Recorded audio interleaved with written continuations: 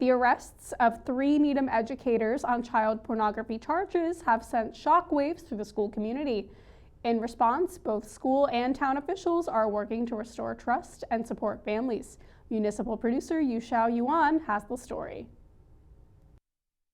Earlier this year, a High Rock Middle School teacher and a Needham High School band teacher were separately arrested on child pornography charges. Then, just last month, a staff member at Elliott Elementary School's extended day program was arrested on similar charges.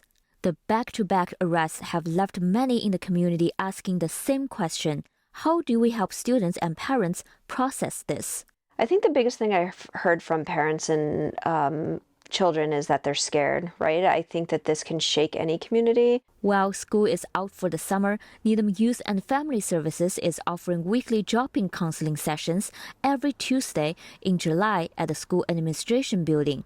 Parents can walk in and talk with trained clinicians about how to support their children through fear and confusion. We will have 2 staff assigned to each one of those sessions. We should have plenty of ability to be able to talk to people about their own concerns and how they can support their children. Our office is also always open, so people can feel free to stop by or call the office anytime to set up a separate appointment if they're not able to make any of those drop-in sessions. Meanwhile, inside the schools, counseling staff are also preparing for the fall return. Dana Plunkett, Director of Counseling for grades 7 through 12, says response must be tailored by age and personal experience. Obviously, the most recent event, many of the students were much younger, and so their understanding of the situation is very different. They may just know that the teacher may not be returning in the fall, but may not necessarily know the reason why. Because age appropriate, it might not be appropriate to tell them the exact specific reason, but more so that this particular faculty member won't be back. You want to make sure you never lie to them about what's happening.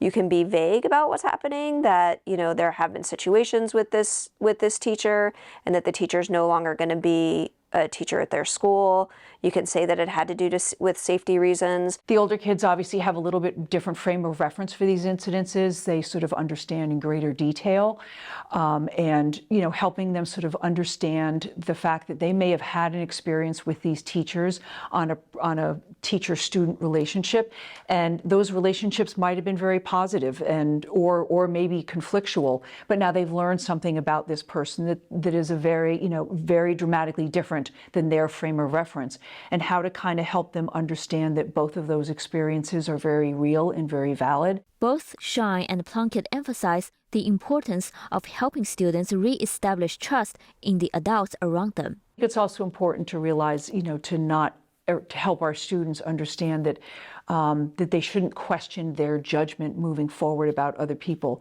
The vast majority of people are going to be dependable and reliable in their life. There were these 3 teachers, but there are hundreds of other adults that are working with children that are safe and reliable people.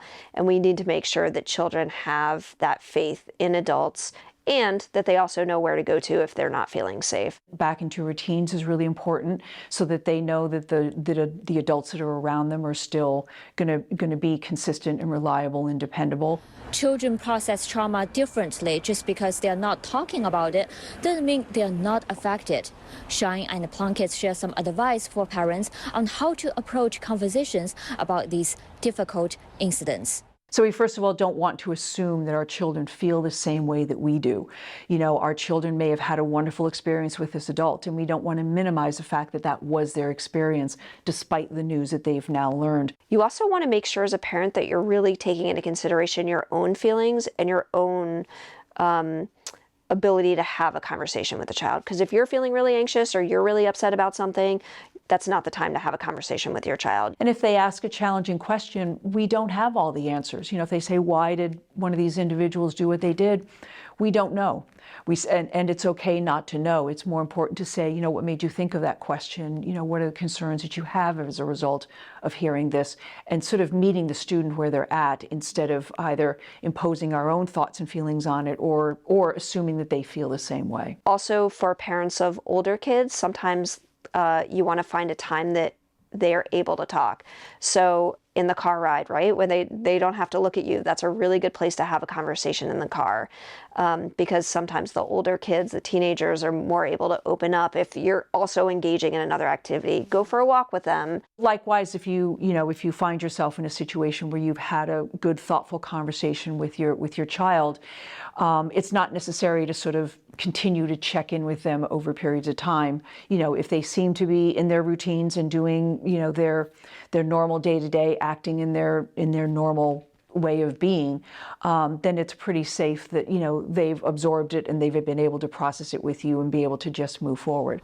The school district has also launched several new initiatives, including an expanded child protection curriculum for elementary students, retraining all staff in August on behavioral expectations and reporting responsibilities, and hiring an outside consultant to review its hiring and vetting practices. For the Needham Channel News, I'm Yu Xiaoyuan.